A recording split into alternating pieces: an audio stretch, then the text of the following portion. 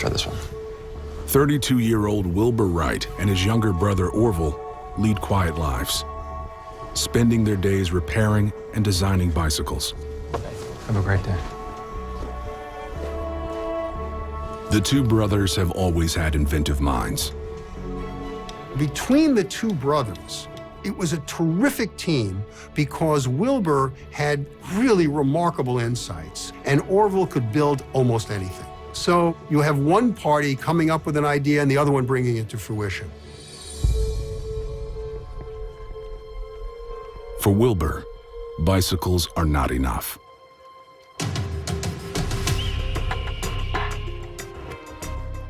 Geniuses, in some sense, are ordinary people. They look ordinary, they have the ordinary kinds of problems that everyone has, but what separates them is that they have a vision. This tremendously impossible goal.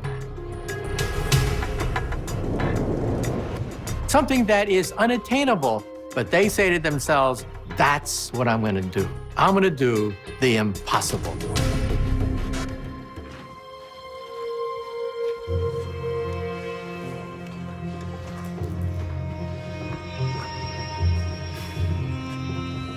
What do you see? I don't know. Balance.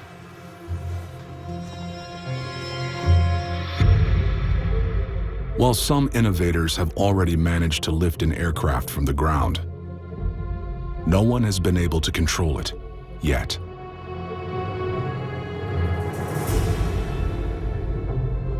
Wilbur saw that birds shifted their wingtips in flight in order to bank. What Wilbur recognized, and no one else did, was that an aircraft, in order to become stable, had to be inherently unstable. It was the single most significant breakthrough that allowed control-powered flight. Wilbur's theory is simple. If he can twist an aircraft's wings in flight, he'll be able to maintain control. It will come to be known as wing warping.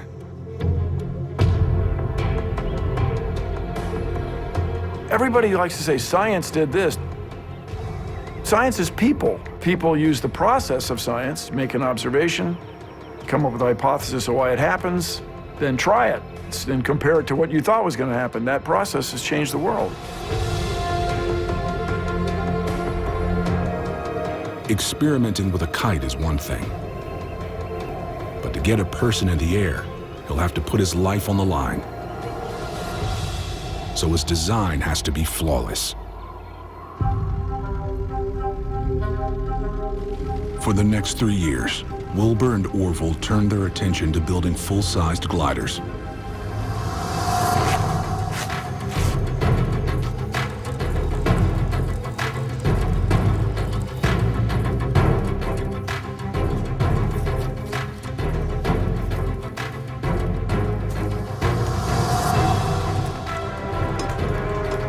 Wings are the key.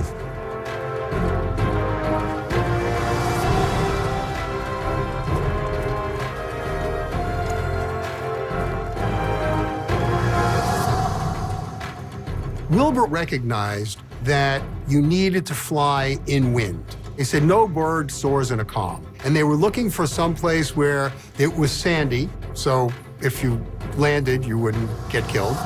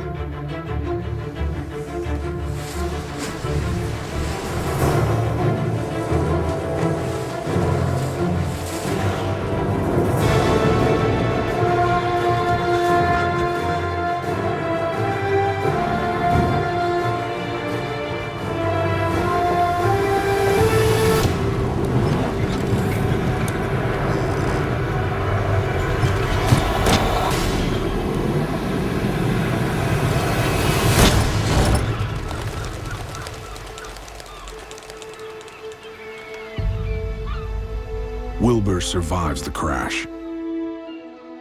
But if the Wright brothers are going to be first in manned flight,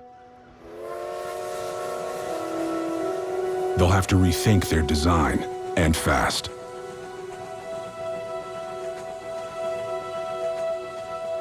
After all, the race to be first in the air is just heating up.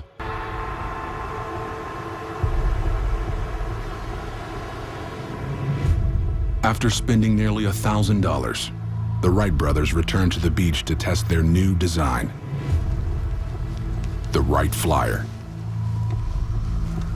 To gain more control, they've not only enhanced their rudder system. Orville and Wilbur have installed a 4-cylinder, 12-horsepower engine.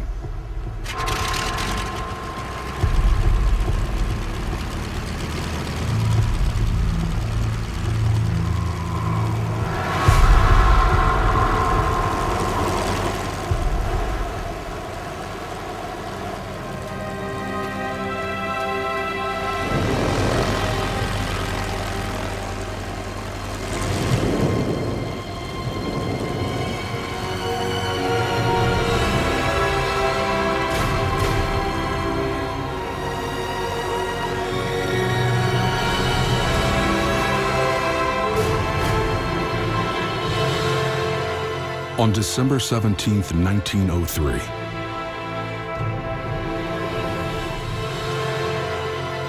the Wright brothers do the impossible. They achieve the first controlled and powered human flight. In the fourth trial of the day, Wilbur travels a record-breaking 852 feet and is airborne for 59 seconds. The Wright brothers were not the first ones to build gliders. They were the first ones to put it all together. You need a motor and a control system so you don't crash and kill yourself. That's what the Wright brothers did. They put it all together.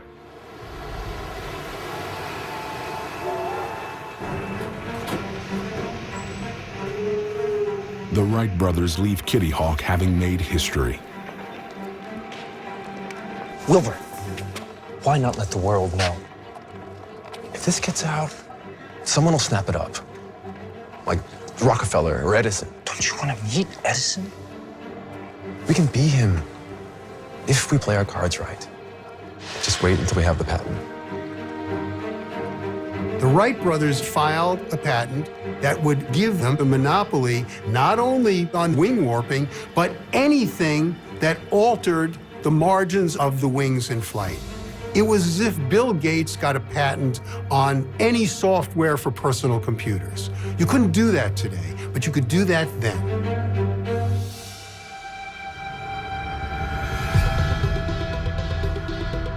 As the Wrights wait on their patent, word of their successful flight begins to spread.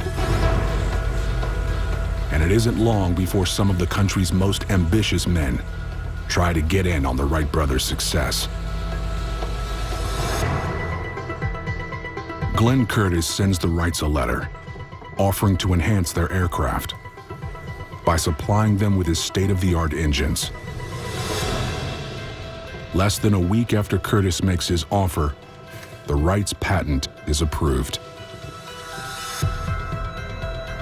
Owning the rights to powered flight, Wilbur and Orville can now legally prevent any future competitors from building airplanes.